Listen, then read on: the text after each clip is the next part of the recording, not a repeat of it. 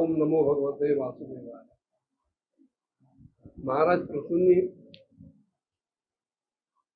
आपल्या देहाचा त्याग केला. देहातली सर्व पंचभूत बाहेरच्या पंचमहाभूतामध्ये विलीन केली आणि योग्य त्या क्रमानं ब्रह्मरंध्रातून आपला देह आपला प्राण बाहेर काढला. आणि त्यानंतर महाराणी अर्ची जी त्यांच्याबरोबरच वानप्रस्थाश्रमात सहभागी झालेली होती, तेव्हा आपल्या पतीचा वियोग सहन झाला नाही. वास्तविक महाराणी अर्ची अतिशय नाजूक सुकुमार अशी होती.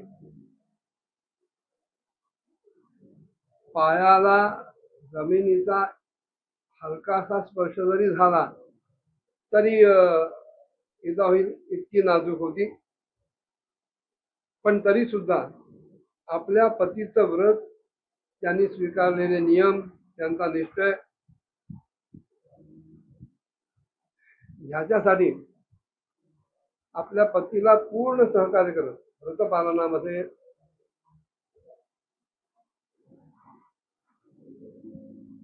यथाशक्ती नव्हे अगदी पूर्ण शक्तीनिशी तिने पतीला साथ दिली, त्यांची सेवा केली. आणि मुनिवृत्तीनुसार पती जसे राहत होते तसंच कंदमुलांवर सुद्धा तिने आपला निर्वाह केला. अर्थात या सगळ्या कठोर आचरणामुळे जरी महाराणी अर्ची अशक्त, दुर्बल, क्षीण होत होती, तरी सुद्धा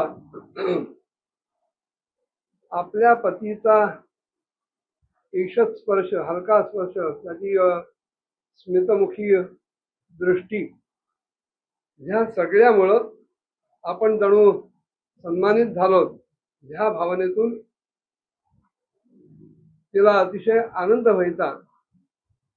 पतीनं रोजच्या रोज आपल्या पत्नीचं कौतुक करायला पाहिजे असं नाही, पण योग्य वेळेला जर आपल्या वागण्यातून पत्नीनं केलेल्या सेवेची प्रशंसा केली तर पत्नीला मोठा आनंद होतो आणि तोपर्यंत भोगायला लागणारी सगळी दुःख ती सह्य होतात किंवा विसरली सुद्धा जातात.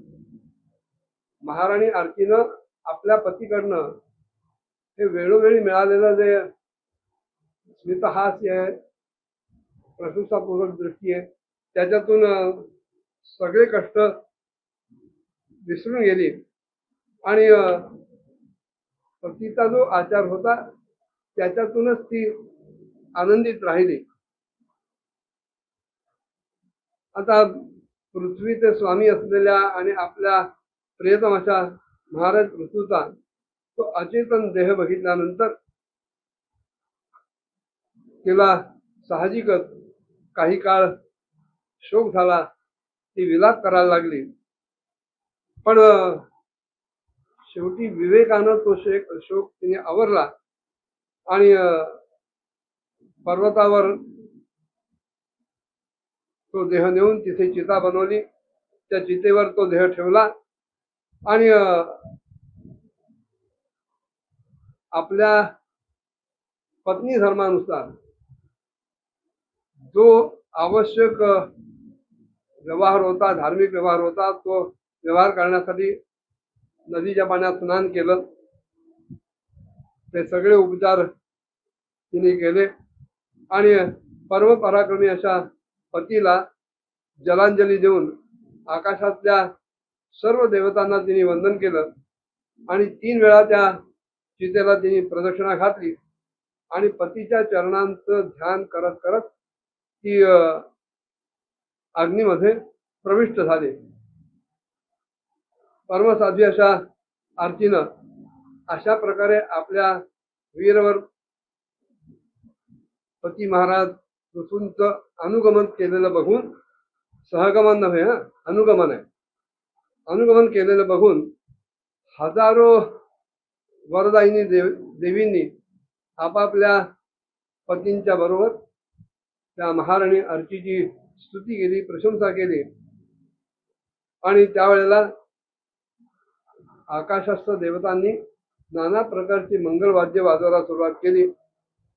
मंदराचलावर त्याच्या शिखरावर सगळ्या देवांगना पुष्पांची वृष्टी करायला लागल्या आणि आपापसात बोलायला लागल्या.